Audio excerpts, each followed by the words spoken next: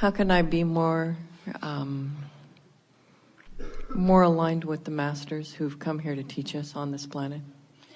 By acknowledging that all any of them have for you is an example of alignment. You make it sound so simple. What a master has mastered is alignment. And so it isn't what they say, it's what they demonstrate. And what they're demonstrating is alignment. So if you can focus on that, watch their characteristics. How do they seem to be? Are they worried or are they calm? Are they kind or are they mean? Are they frustrated or are they on top of life? Are they eager or are they depressed? Are they happy or are they sad? In other words, look for the emotional indicators of what they're doing with their vibration and mimic it. Let them teach you. Abundance, teach love, teach healing. Have those things present. Well, someone teaches love by loving. You teach through the clarity of your example. We offer so many words, and the words help us focus together. But our intention as we're playing with any of you is to get you focused into a feeling. Everything that we offer is everything that we offer. Every process that we've ever offered, every sentence that we've ever uttered, everything that we've ever offered to any of you has been with the intention of guiding you into alignment, which means we're wanting to soothe that thing you're doing that's keeping you from it. And I think that's part of the key too, is learning how to soothe. I need some of my hard drive erased. Because what I've learned... Or you don't need to erase it. Just focus on the most beneficial parts of it. Well, sometimes when emotion comes up, Well, that's too late. The emotion is already the indicator of how you've been focusing. That's what we're saying. If you wait until the manifestation, or even until the emotion, now you're not out ahead of it. Now you're having the knee-jerk response. And that's what we meant when we were talking about momentum earlier. If you start in a neutral place, you could either promote the momentum that you want, or not be a catalyst to the momentum that you don't want. In other words, you could stand in front of the car that's getting ready to roll off into the ocean, and you could hold it where you want it to be. Or if you wanted it to move off into the ocean, you could give it a nudge and off it would go. You want to get out ahead of it, you see. And so what most people do, they wait until the momentum's already underway, and then they say, now what do I do? And we say, well, all you can do is action, and it's not ever enough. And so then it's like the analogy that we've offered for so many years. You've jumped out of an airplane, you're at 30,000 feet, you have no parachute, and you say, what do I do? And we say, hang on, it'll be over in a little bit. Because the momentum is such, there's not a lot for you to do. But if you get out ahead of it, if you envision things the way you want them to be, if you care about how you feel, it's so simplistic that a lot of people can't even hear it. There's just not enough angst or struggle or trauma or drama in it for most people when we say, how you feel is everything, and you have control of how you feel. And I think that's what I'm asking for. What is it, that kickstart to let go? For most, it has to get bad enough that you can't stand it, and then you finally let go of it. But we don't think it should have to be that traumatic. We think that you ought to be able to feel the difference between complimenting someone and criticizing someone. We think you ought to be able to feel that difference. And when you're doing one or the other, make a choice. Oh, this is my preference. I'm going to do more of this and less of this. We think you ought to be able to feel the difference between anticipating something that you don't know how it's going to come, but feeling eager about it and worrying about it. We think you ought to be able to feel the difference between worry and anticipation, and we think you have the resources to guide it that way. But we don't think you get on it early enough in your game. Right. We think you blunder into your day, you let stuff happen to you, you observe it, it sets the tone, the momentum's in motion, and then you say, this is too hard. And we say, we know it is hard if you let the momentum get going. That car's going to mow right over you. It's so hard, it's impossible to stop that kind of momentum. And so that's what we mean when we say get out ahead of it. So when you put yourself in your bed at night, acknowledge that this day is pretty much done and tomorrow's going to be a fresh day. And just make the suggestion to yourself that you're going to start this day on a good footing. Just say that softly to yourself, not making big promises and not talking about what you're not going to do or what you are going to do. But tomorrow is going to be a really good energy day. I'm going to wake up aware, and it's going to be neutral energy, and I'm going to get myself into a good feeling place early. And then just bask yourself to sleep. Appreciate someone or something. Appreciate something that is easy to appreciate, and go to sleep. And when you awaken, lie there for a moment and say, now, what was it I was thinking about before I went to bed? Oh, yeah, this is a good day. This is a new day. I'm in a neutral zone. I'm in a non-momentum moment right now. If you wake up late, the momentum's already started. You're already late. If you wake up to someone arguing in the other room, the momentum's already started. If you wake up and go immediately to worrying about what you were worrying about yesterday, the momentum has already started. So make the decision that you're going to get out ahead of it. So you might find yourself after 2 or 3 nights and mornings, you might find yourself setting some intentions for yourself. When I wake in the morning, the first thing I'm going to do is drink something really delicious and sit and bask for a little while.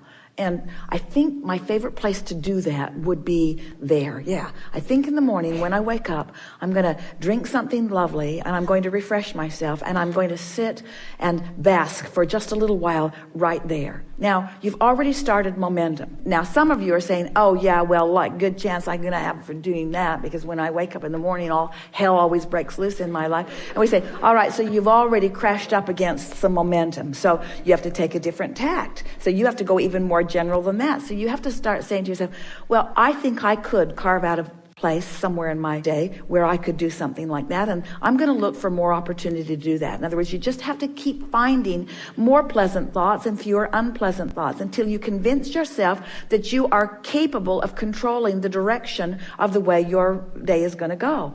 And it won't take very much before you start showing yourself that if you give yourself a chance of being in a neutral place where there's no momentum, in other words, you're not doing that thing you do that's taking you off in the direction that you don't want to be and getting defensive right away. If you can just give yourself a few days of this experience of this neutral zone, you'll discover that neutral means the cork will float. That neutral means you'll let go of the cork, and the cork will float into the higher frequency. In other words, you don't have to paddle your way up into the higher frequencies. You just have to stop holding yourself down in the lower frequencies. And so it is so much simpler than any of you have been giving yourself. How many of you are enjoying getting out and running every day, or any day, some days? How many of you like to take a good run?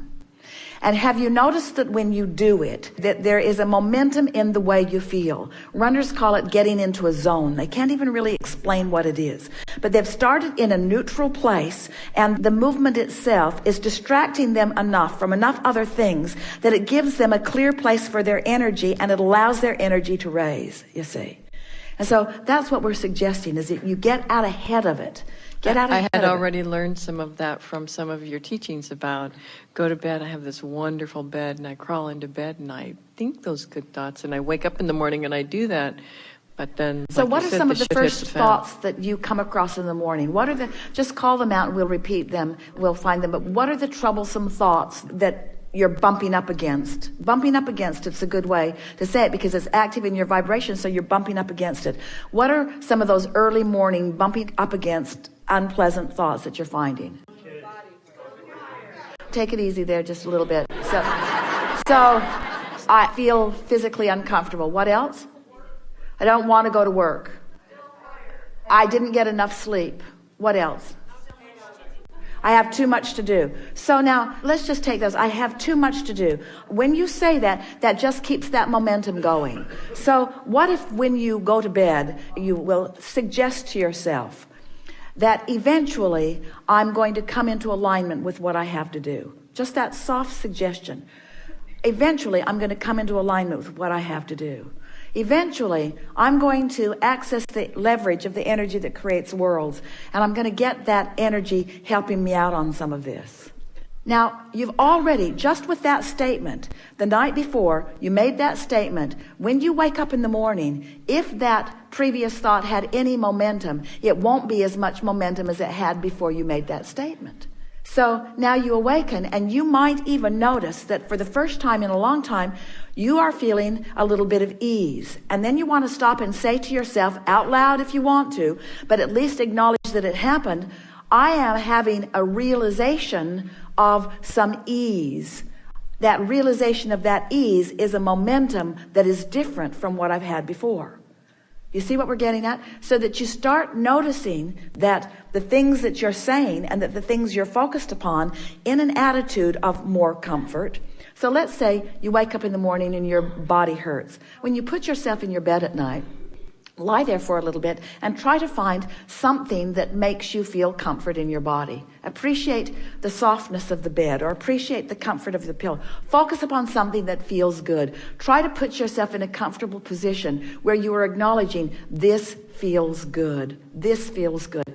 We really, really want you to hear us when we say, don't try to stop momentum.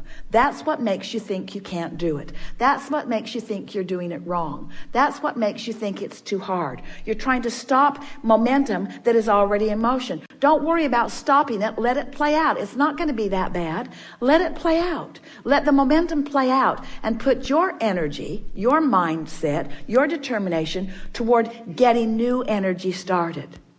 So instead of saying, I'm going to try to get my body to stop hurting, start saying, oh, this feels good. Oh, that tastes good. Oh, this is relaxing. Oh, this is a good thing.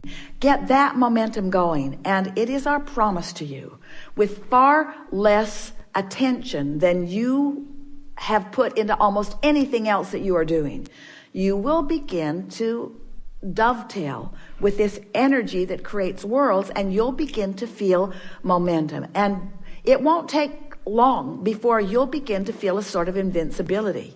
You'll feel so invincible that you'll be watching something on television that's not going your way, and you'll say, I want, and when it happens, you'll say, thank you very much.